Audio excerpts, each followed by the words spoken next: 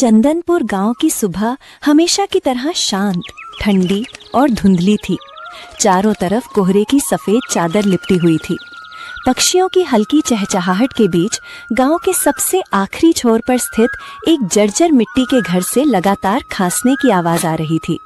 ये घर था 14 साल की अनाथ लड़की लाली और उसकी बूढ़ी दादी पार्वती का।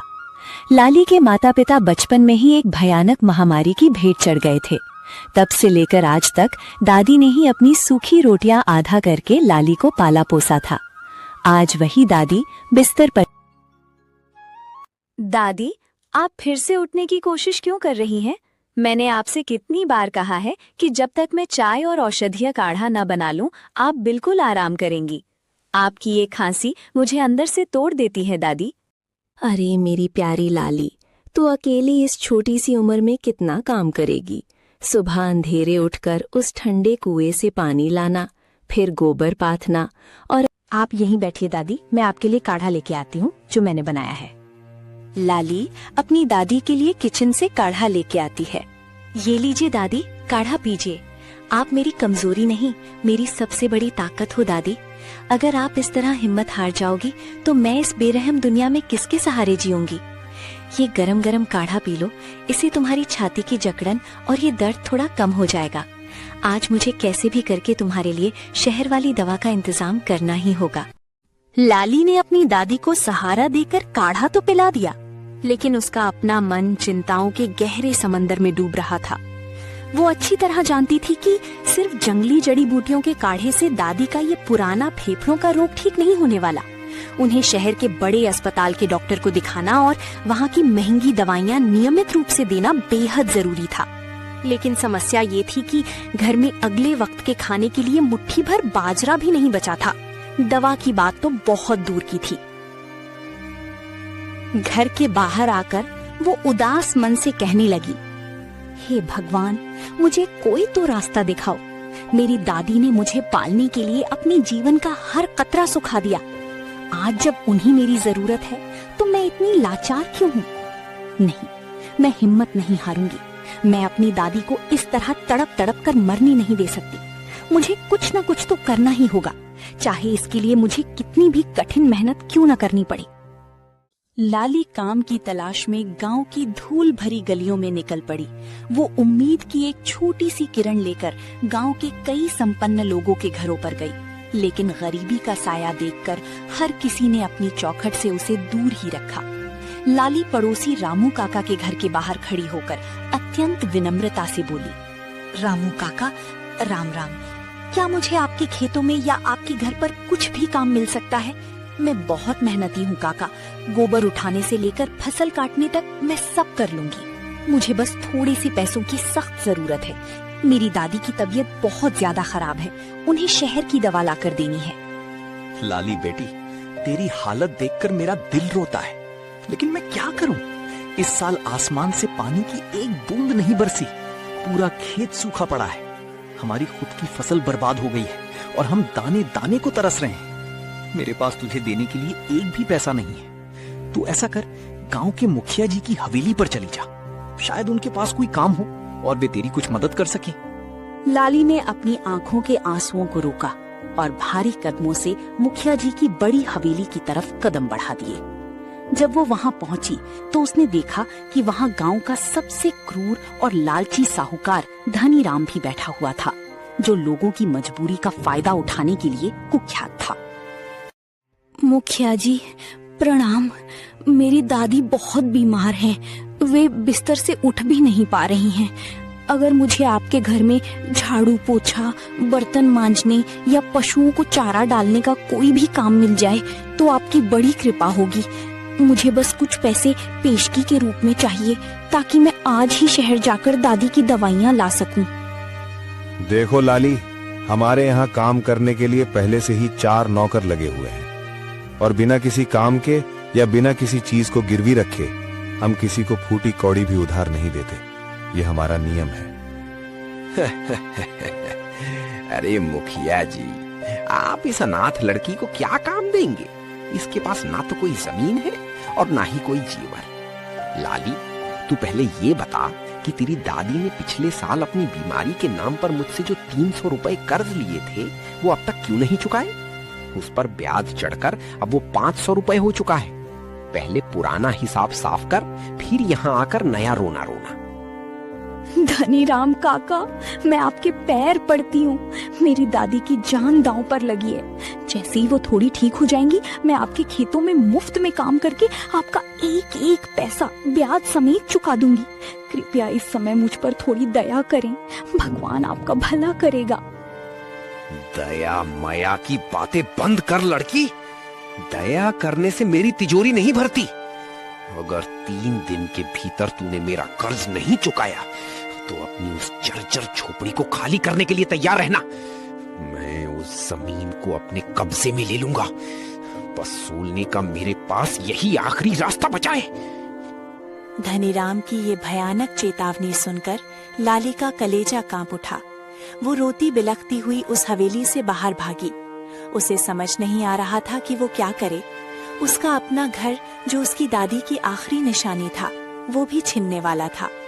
दौड़ते दौड़ते वो गांव के पुराने और सूखे तालाब के किनारे जाकर बैठ गई और फूट फूट कर रोने लगी। रोते रोते अचानक उसकी उंगलियां तालाब के किनारे की गीली, चिकनी और चमकदार लाल मिट्टी में धंस गईं। उस मिट्टी के स्पर्श ने उसके दिमाग में एक पुरानी याद को ताजा कर दिया। उसे याद आया कि कैसे बचपन में उसकी दादी उसे अपने पास बिठाकर मिट्टी के बेहद खूबसूरत खिलौने, मूर्तियां और नक्काशीदार दिए बनाना सिखाती थी। हाँ, यही वो रास्ता है जो मुझे मेरी दादी ने सिखाया था। आने वाले हफ्ते में हमारे गांव में वार्षिक मेला लगने वाला है, जहां दूर दूर से लोग आते हैं।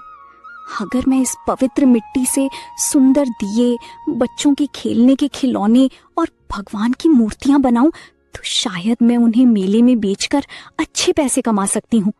मैं हार नहीं मानूंगी। मेरी दादी की कला ही आज हमारी जिंदगी बचाएगी। लाली के निराश चेहरे पर एक नई उम्मीद और दृढ़ संकल्प की चमक दौड़ गई। उसने बिना समय गवाए तालाब की चिकनी मिट्टी को खोदना शुरू कर दिया। वो दोपहर की चिलचिलाती धूप में टोकरी भर भर कर मिट्टी अपने घर लागी। घर पहुंचकर उसने अपनी दादी से इस बात को छुपाकर रखा ताकि वे चिंता ना करें, और रात होने का इंतजार करने लगी। मुझे बहुत मेहनत करनी होगी। हर एक खिलौने और दिए में मुझे अपनी पूरी आत्मा डालनी होगी। लोग जब इन्हें देखें तो उनके पैर खुद ब खुद मेरी दुकान की तरफ खींचे चले आएं। दादी, मैं आपके आंसुओं को बहने नहीं दूंगी। लाली ने लगातार 5 रातों तक पलक झपकाए बिना काम किया। उसकी कोमल उंगलियों में मिट्टी के घर्षण से छाले पड़ गए थे। उसकी पीठ दर्द से दोहरी हो रही थी, लेकिन उसका हौसला फौलाद से भी ज्यादा मजबूत था। उसने मिट्टी के अद्भुत दिए, जिन पर बारीक नक्काशी की गई थी, छोटे छोटे मिट्टी के चूल्हे, सजीली गुड़ियां और सुंदर देवी देवताओं की मूर्तियां तैयार की। दिन में वो अपनी दादी की सेवा करती, उन्हें सांत्वना देती और रात को अपनी कला को निखारती। मेरी बच्ची, तेरे ये हाथ इतने खुरदरे कैसे हो गए, और तेरी आंखों के नीचे ये काले घेरे साफ बता रहे हैं कि तू कई रातों से सोई नहीं है। तू मुझसे क्या छुपा रही है लाली? क्या बात है बेटी?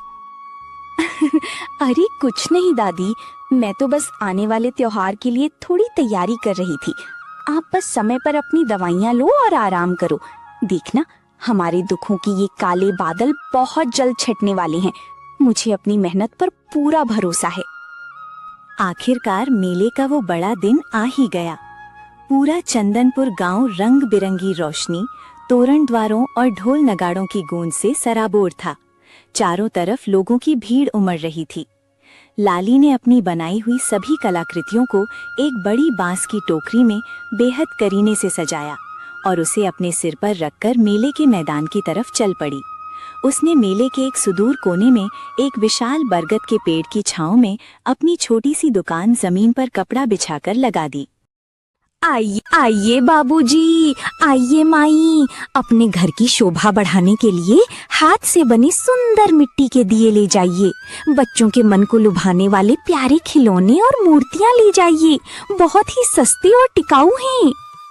शुरुआत में कुछ लोग उसकी दुकान के पास से गुजरे, लेकिन धीरे धीरे उसकी कलाकृतियों की अनुपम सुंदरता ने लोगों का ध्यान खींचना शुरू कर दिया। उसकी कला इतनी सजीव थी कि जो भी देखता मंत्रमुग्ध हो जाता। तभी वहां से गांव के दयालु रामू काका अपनी छोटी बेटी के साथ गुजरे। अरे लाली बेटी, ये सब अद्भुत कलाकारी तूने खुद की है। ये मूर्तियां तो इतनी सुंदर हैं जैसे अभी बोल पड़ेंगी। तेरी दादी पार्वती की पुरानी कला सचमुच तेरे इन कोमल हाथों में जीवंत हो उठी है। मुझे अपनी बेटी के लिए ये मिट्टी की सुंदर गुड़िया और अपने घर के लिए 20 दिए दे दे। ये पकड़ो इसके पैसे। बहुत बहुत धन्यवाद रामू काका, आपका ये सहारा मेरे लिए बहुत मायने रखता है। रामू काका के खरीदे जाने के बाद लाली की दुकान पर लोगों की भारी भीड़ जमा होने लगी। हर कोई उसकी कला की तारीफ कर रहा था और खिलौने खरीद रहा था। लाली की मेहनत आखिरकार रंग ला रही थी और उसकी टोकरी धीरे धीरे खाली हो रही थी। शाम तक लाली के सारे दिए, मिट्टी के बर्तन बिक जाते हैं। वो अपनी खाली टोकरी लेके घर लौट रही होती है। तभी उसे रास्ते में एक बुजुर्ग मिल जाते हैं। बेटी, क्या मुझे कुछ खाने को मिल जाएगा? 4 दिन से कुछ खाया नहीं है बेटा। भगवान तेरा भला करेगा बेटी। बाबा, मेरे पास कुछ खाने को तो नहीं है, लेकिन आप ये थोड़े से पैसे रख लीजिए, इनसे कुछ खा लीजिएगा। जीती रह बेटा, भगवान तुझे हमेशा खुश रखे। ये कहकर बाबा वहाँ से चले जाते हैं और लाली अपने घर लौट आती हैं। लाली घर पहुंचने के बाद मन ही मन, भगवान आपका लाख लाख धन्यवाद। मेरी मेहनत और मेरी दादी का आशीर्वाद आज सफल हो गया। अब मैं अपनी दादी को तड़पने नहीं दूंगी। लाली तुरंत उन पैसों को लेकर गांव के सबसे अच्छे डॉक्टर के पास गई। उसने दादी के लिए शहर से मंगवाई गई सभी जरूरी और महंगी दवाइयां खरीदी, कुछ फल और अच्छा अनाज खरीदा। इसके बाद वो हवा की गति से दौड़ती हुई अपने छोटे से घर की तरफ भागी, जहां उसकी बूढ़ी दादी उत्सुकता से उसका इंतजार कर रही थीं। दादी, ओ दादी, देखो मैं क्या लेकर आई हूँ। हमारे सारे कष्ट दूर हो गए दादी। अब हमारा घर कोई नहीं छीन सकता और ना ही कोई साहूकार हमें तंग करेगा। मेरी लाली, मेरी बच्ची, ये सब कैसे हुआ? इतने सारे पैसे और ये दवाइयाँ कहाँ से आईं? तू रो क्यों रही है मेरी लाडो? दादी, मैंने आपकी सिखाई हुई कला का उपयोग किया। मैंने तालाब की लाल मिट्टी से सुंदर खिलौने और दिए बनाए और उन्हें मेले में बेचा।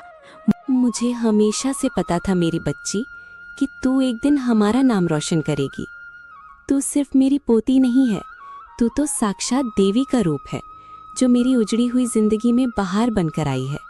मेरा सहारा है, मेरी पूरी दुनिया है।